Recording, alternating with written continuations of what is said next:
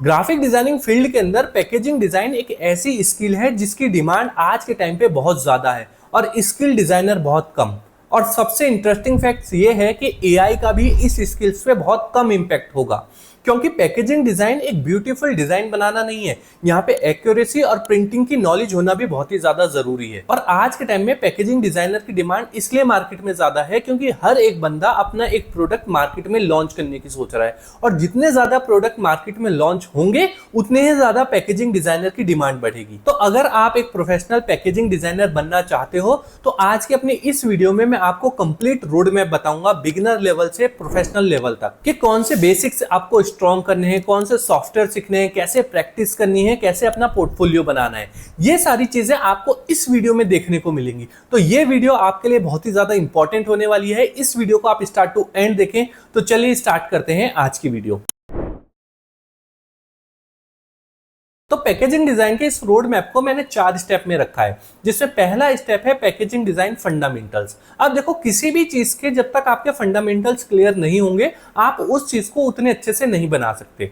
तो वैसे तो ग्राफिक डिजाइनिंग में बहुत सारे प्रिंसिपल्स होते हैं, बहुत सारे फंडामेंटल्स होते हैं, but as a packaging designer आपको किन किन फंडामेंटल्स पे फोकस करना है वो आपको मैं बताने वाला हूं।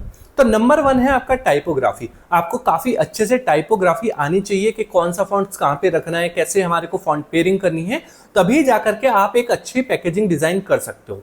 नंबर 2 है कलर्स। जब तक आपको कलर्स की नॉलेज नहीं होगी आप अपने पैकेट का वो कलर्स नहीं डाल सकते जिससे कि आपकी टारगेटेड ऑडियंस जो है उसका इमोशन एक क्रिएट हो। आप कलर से ही अपने एक पैकेट के अंदर एक इमोशन, एक फीलिंग्स को क्रिएट कर सकते हो। नंबर 3 है लेआउट्स। जब तक आपको ये ना पता हो कि मेरे को किसी भी चीज का लेआउट कैसे बनाना है, कौन सी चीज कहां पे रखी जाती है, कौन से आइकन कहां पे रखे जाते हैं, ये सारी चीजें पैकेजिंग डिजाइन के अंदर काफी मैटर करती है। तो आपको ये सारी चीजें पता होनी चाहिए कि अगर मैं कोई अपना वर्डमार्क लोगो लगा रहा हूं तो वो कहां पे लगेगा, अगर मैं क्यूआर कोड लगा रहा हूं तो वो कहां पे लगेगा, अगर मैं वेज आइकन लगा रहा हूं तो वो कहां पे लगेगा। ये सारी चीजें आती हैं लेआउट के अंदर। तो अब बात करते हैं आज की वीडियो के स्पॉन्सर के बारे में। This video is sponsored by OS Dyer. अगर आप डिजाइनिंग फील्ड में काम करते हो या फिर मेरी तरह कंटेंट क्रिएट करते हो तो आपको पता होगा कि एक प्रोजेक्ट के अंदर कितने डिफरेंट टाइप के टास्क इन्वॉल्व होते हैं, जैसे कि logo design, social media design, thumbnail, video editing और भी बहुत सारी चीजें। कभी कभी ऐसा होता है कि हर चीज खुद करने के बजाय आप किसी स्पेसिफिक टास्क को आउटसोर्स करना चाहते हैं। रिसेंटली मैं ओएस डायर को एक्सप्लोर कर रहा था, जो एक मार्केट प्लेस है जहां फ्रीलांसर अपने स्ट्रक्चर ऑफर को पब्लिश करते हैं और बायर्स उन्हें डायरेक्टली परचेज कर सकते हैं बिना बिडिंग और बिना unnecessary back and fourth conversation के। फॉर एग्जांपल, अगर मुझे thumbnail design, social media design या वीडियो एडिटिंग में हेल्प चाहिए तो मैं सिंपली फ्रीलांसर के अवेलेबल ऑफर्स को ब्राउज कर सकता हूं और जो मेरे रिक्वायरमेंट के अकॉर्डिंग फिट हो मैं उसको चूज कर सकता हूं। और एक चीज और जो कि मुझे सबसे अच्छी लगी वो ये है कि OS Dyer secure escrow system use करता है, जिससे कि पेमेंट प्रोटेक्ट रहती है और पेमेंट तब तक रिलीज नहीं होती जब तक वर्क डिलीवर ना हो जाए। और अगर आप खुद भी कोई टास्क आउटसोर्स करना चाहते हो तो बायर्स को मिलता है 10% of on their first purchase plus 1% cashback. तो अगर आप अपना ब्रांड बिल्ड कर रहे हो, अपना बिजनेस रन कर रहे हो या फिर कंटेंट क्रिएट कर रहे हो और अपना टाइम सेव करना चाहते हो तो डिस्क्रिप्शन में दिए हुए ओएस डायर लिंक को चेक करो और वहां अवेलेबल ऑफर्स को एक्सप्लोर करो। तो स्टेप 1 के अंदर आपको सबसे पहले पैकेजिंग डिजाइन के जो फंडामेंटल मैंने 3 बताए हैं आपको, टाइपोग्राफी, कलर और लेआउट, इनको परफेक्ट करना है। उसके बाद जाकर के आप जाएंगे सेकंड स्टेप में, और सेकंड स्टेप है सॉफ्टवेयर स्किल्स। देखो, वैसे तो ग्राफिक डिजाइनिंग फील्ड के अंदर काफी सारे सॉफ्टवेयर यूज होते हैं, जैसे कि Photoshop, Illustrator, Canva, Corel Draw, Figma, लेकिन एज अ पैकेजिंग डिजाइनर आपको सिर्फ 2 सॉफ्टवेयर पे सबसे ज्यादा फोकस करना है। नंबर 1 इलस्ट्रेटर, क्योंकि 90% जो आपकी पैकेजिंग डिजाइन होती है वो इलस्ट्रेटर के ही अंदर होती है। वैसे तो कुछ ब्रांड या फिर कुछ कंपनीज हम कह सकते हैं कि कोरल ड्रॉ का भी यूज करती हैं, लेकिन आज के टाइम में सारी ही बड़ी बड़ी कंपनीज जो हैं वो इलस्ट्रेटर में शिफ्ट हो चुकी हैं। तो आपको इलस्ट्रेटर की काफी अच्छी नॉलेज होनी चाहिए। इसके साथ में आपको थोड़ा बेसिक जो है वो फोटोशॉप आना चाहिए। फोटोशॉप इसलिए क्योंकि अगर आप कोई पैकेजिंग डिजाइन कर रहे हो, उसमें कोई इमेज डालनी है तो उसको कैसे हम लोग उसका बैकग्राउंड रिमूव कर सकते हैं, कैसे उसमें हम लोग कलर करेक्शन कर सकते हैं, कैसे कैसे उसकी रीटचिंग कर सकते हैं, ये सारी चीजें हम लोग फोटोशॉप के अंदर करते हैं। लेकिन 90% जो आपका सॉफ्टवेयर यूज होता है वो है इलस्ट्रेटर। तो आपको सिर्फ दो ही सॉफ्टवेयर सीखने हैं, इलस्ट्रेटर और फोटोशॉप, लेकिन इलस्ट्रेटर पे आपको सबसे ज्यादा फोकस करना है। थर्ड स्टेप आता है प्रिंटिंग नॉलेज, और यहीं पे बिगिनर सबसे बड़ी गलती करते हैं, क्योंकि वो अपना सारा का सारा फोकस सॉफ्टवेयर सीखने में लगा देते हैं, प्रिंटिंग नॉलेज पे नहीं लगाते। और जब वो कहीं पे इंटरव्यू देते हैं या फिर किसी के लिए एक डेमो प्रिंटिंग पैकेजिंग डिजाइन करते हैं, तो वहां पे वो रिजेक्ट हो जाते हैं, क्योंकि उनको प्रिंटिंग की नॉलेज ही नहीं होती। और प्रिंटिंग नॉलेज के अंदर आपको जो सबसे ज्यादा ध्यान रखना है वो है डाई लाइन। आपको पता होना चाहिए कि किसी भी प्रिंट को बनाने के लिए उसकी जो डाई लाइन होती है उसको हम लोग कैसे सेट करते हैं, कैसे उसमें हम लोग अपना डिजाइन क्रिएट करते हैं, कैसे हम लोग अपने उसमें डिजाइन को सेट करते हैं। ठीक है। सेकंड चीज जो आपको ध्यान रखनी है वो है ब्लीड, कि ब्लीड का आपको पता होना चाहिए कि कहां पे कटिंग होगी, कहां से क्रीजिंग होगी, ये सारी चीजें आपको पैकेजिंग डिजाइन के अंदर पता होनी चाहिए।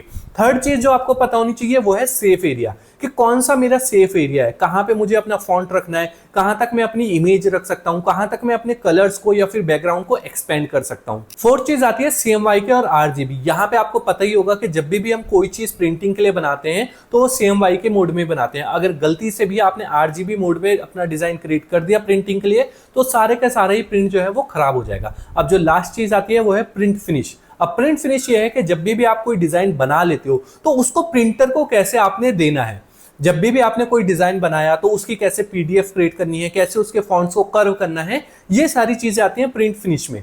तो आपको प्रिंटिंग नॉलेज बहुत ही ज्यादा जरूरी है as a packaging designer. Fourth step है रियल पैकेजिंग डिजाइन प्रैक्टिस। जो फर्स्ट 3 स्टेप थे मैंने उसमें आपको बताया कि आपको कौन से सॉफ्टवेयर सीखने हैं, कौन से फंडामेंटल्स पे फोकस करना है, कौन से प्रिंटिंग की चीजों को सीखना है। लेकिन जो फोर्थ स्टेप है ये है रियल पैकेजिंग डिजाइन की प्रैक्टिस। ये आपको कोई नहीं बताएगा, आपको हर एक बंदा सॉफ्टवेयर चलाना सिखा देगा, लेकिन उसकी प्रैक्टिस कैसे करनी है।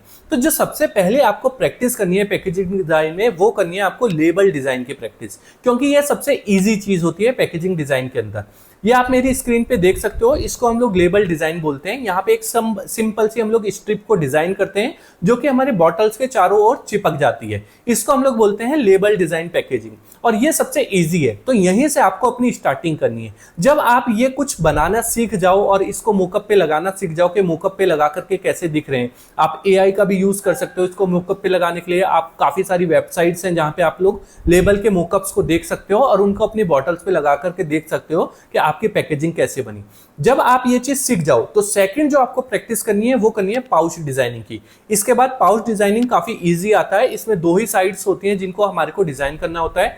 बैक साइड में हम लोग मोस्टली क्या है कि सारा अपना कंटेंट डालते हैं, उसकी MRP डालते हैं या फिर जो भी उसके इंग्रेडिएंट्स है वो सारी चीजें डालते हैं, और फ्रंट में एक इमेज लगाते हैं, उसकी हेडिंग लिखते हैं, लोगो लगाते हैं। ये सारी चीजें आती हैं हमारी पाउच डिजाइनिंग के अंदर। तो जब आप इन दोनों चीजों को सीख जाओ, लेबल डिजाइनिंग आपने सीख ली, फिर पाउच डिजाइनिंग सीख ली, फिर आपको सीखना है बॉटल डिजाइनिंग। बॉटल डिजाइनिंग में होता है कि अभी तक जो हम लेबल में देख रहे थे कि स्ट्रिप होती है पूरी डिजाइन, वो बॉटल्स के बीच में लग जाती है या फिर किसी में आगे पीछे लगती है, ऐसी एक प्रॉपर बॉटल डिजाइन होती है जिसमें हमारे को पूरी बॉटल की एक डाई मिलती है, उसके अकॉर्डिंग हमारे को अपना डिजाइन बनाना पड़ता है। जो फोर्थ चीज आती है वो है एक बॉक्स डिजाइन या फिर मोनो कार्टन डिजाइन, और ये सबसे ज्यादा इंपॉर्टेंट है और ये थोड़ा सा टफ भी है। लेकिन अगर आप प्रैक्टिस इस मेथड से करेंगे कि आपने पहले लेबल डिजाइन करना सीखा, फिर पाउच डिजाइन करना सीखा, फिर बॉटल पैकेजिंग डिजाइन करना सीखा, फिर बॉक्स में आए, तो आपको ये सारी चीजें इजी लगेंगी। इसीलिए मैंने आपको ये 4 स्टेप बताए हैं। तो जब आप इन चारों स्टेप्स को इसी वे में सीखोगे, जिस तरीके से मैंने आपको बताया कि किस स्टेप के बाद क्या सीखना है,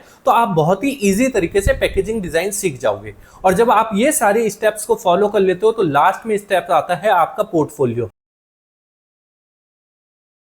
और जहां पे आप प्रैक्टिस कर रहे हो, जहां पे आपने लेबल डिजाइन किया, पाउच डिजाइन किया, बॉक्स डिजाइन किया, इन सबको आपको क्रिएट करके मोकअप में डाल करके सिर्फ अपने पोर्टफोलियो में डालना है। और पोर्टफोलियो ऐसे बनाना है आपको, एक आप पोर्टफोलियो बना सकते हो जिसके अंदर सारे आपके लेबल्स हो, दूसरे में आपके सारे पाउच डिजाइन हो, तीसरे में आपके बॉक्स हो, और फिर बॉटल्स डिजाइन हो। इसमें आप डिफरेंट कैटेगरी के लिए बना सकते हो, जैसे कि आप स्किन केयर के लिए पैकेजिंग डिजाइन कर सकते हो, ड्राई फ्रूट्स के लिए कर सकते हो। इस टाइप की काफी सारी कैटेगरी है। आप इनके लिए ये प्रैक्टिस करते रहो और आपका पोर्टफोलियो भी साइड बाय साइड बनता रहेगा। इसके बाद में आप अपना पोर्टफोलियो किसी भी कंपनी को दे सकते हो या फिर किसी क्लाइंट को रेफर कर सकते हो जहां से आपको काम मिल सकता है। सो आई होप आपको पूरा प्रोसेस पता लगा होगा कि अगर आज के टाइम पे आपको पैकेजिंग डिजाइनर बनना है तो उसका क्या रोड मैप है और आज के टाइम में पैकेजिंग डिजाइनर की डिमांड क्यों है।